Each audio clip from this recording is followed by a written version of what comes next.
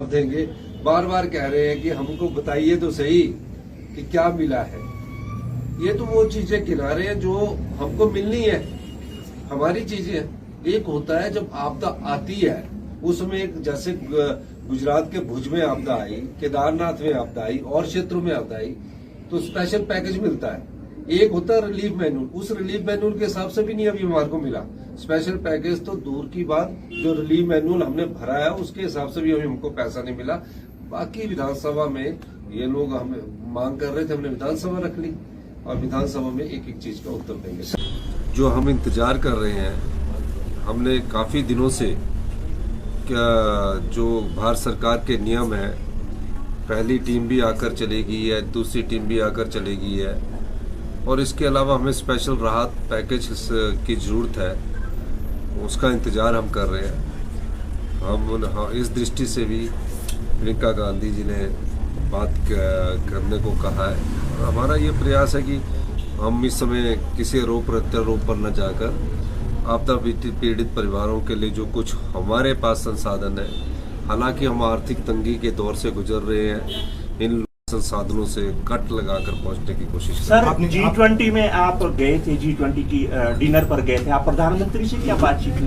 हमने उनसे भी अनुरोध किया है कि इसको राष्ट्रीय आपदा घोषित किया जाए। आपने एक फैसला लिया है कि जो आपदा पीड़ित जो लोग हैं, जो बेघर हुए हैं, उनका किराया जो है वो सरकार देगी, ग्रामीण इलाकों के लिए भी, शहरों के। अब हमने ऐसा कि आपदा पीड़ित परिवार जो राहत शिविरों में रह रहे हैं, उनको हमने कहा कि अगर आप अपने गाँव में रहना चाहते हैं तो गांव में अगर आपको कोई आपका पड़ोसी आपको 2 या 3 रूम सेट देता है और अपनी जगह के पास रहना है, तो उसका अगर वो किराया लेता है तो उसका किराया सरकार देगी।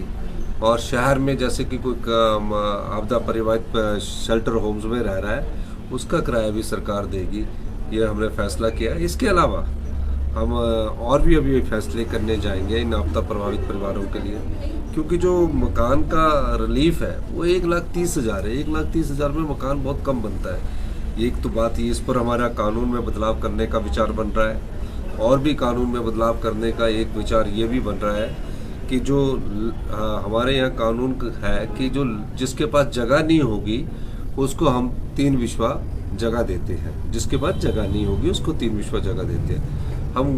पर अब आपदा प्रभावित परिवार ऐसे हैं जिनके पास जगह तो जमाबंदी और रेवेन्यू रिकॉर्ड में है, लेकिन वो रहने लायक ही नहीं रही है। अब जब उनके नाम पर तो जगह है पर रहने लायक ही नहीं है, अपना मकान बनाने लायक ही नहीं है, तो उनको भी कैसे बसाना है इस 3 विश्वा जगह देकर। इस दृष्टिकोण से भी हमारी सरकार काम कर रही है। और जिसका पशु मर गया तो उसके पशु की कीमत क्या है उसका भी आकलन हम कर रहे हैं। जिसकी पशुशाला टूट गई है उसका भी हम आकलन कर रहे हैं। जिसका कच्चा मकान टूट गया उसका भी आकलन कर रहे हैं। किसी के घर में सिल्ट घुस गई है उसका भी हम आकलन कर रहे हैं। और हमने डिप्टी कमिश्नरों को ये आदेश दिया कि जहाँ फसल नष्ट हो गई है और फसल पानी के कारण, जैसे कि इंदौरा और फतेहपुर में पौंग डैम का पानी छोड़ने से फसल नष्ट हो गई, उनको भी हमने मुआवजा देने के लिए हम बात कर रहे हैं। तो इस सब दृष्टिकोण से हम ये चीज़ों की बात कर रहे हैं, और मेरा मानना है कि हम इस पर विचार विमर्श कर रहे हैं। और मैंने सभी डिप्टी कमिश्नर को